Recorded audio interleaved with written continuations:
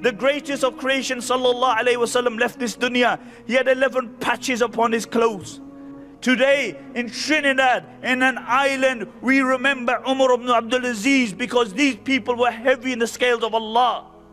From Iraq to China, from the Caucasus to the depths of Africa, he ruled, and he's passing away. And his wife and somebody says to his wife, change his clothes. Amir al-Mu'mineen is passing away. She remains quiet. He says again, change his clothes. Amir al-Mu'mineen is passing away. Remains quiet. And the third time the man says it angrily. He said, can't you see the man's dying?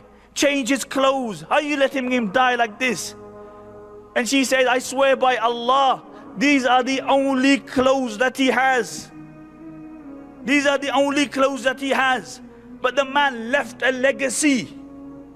He left something behind him. And I ask you, how will me and you be?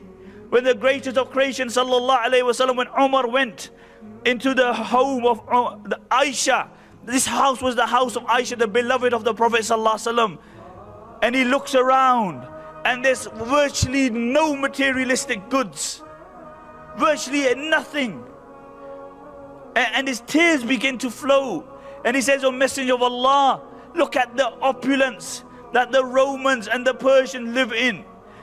And the Prophet ﷺ was sitting down, and he sat up. He said, oh Umar, even you?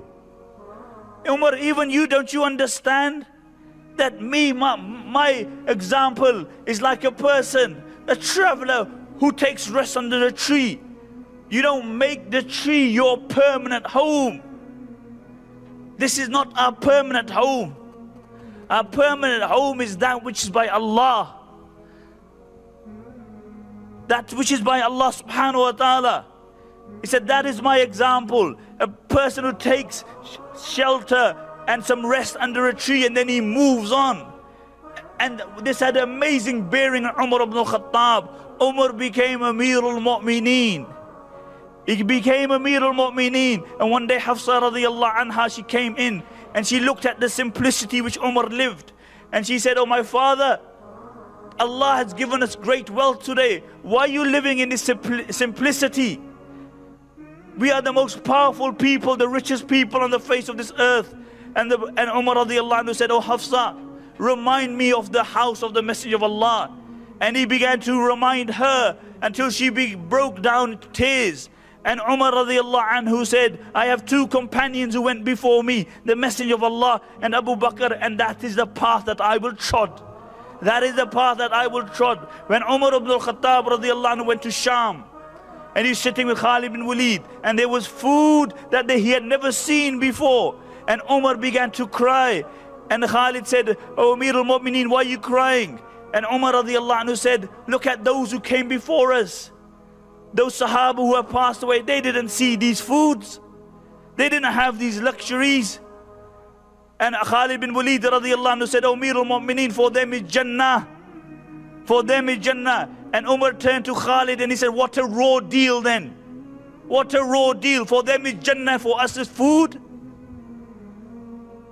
We are happy with what we have.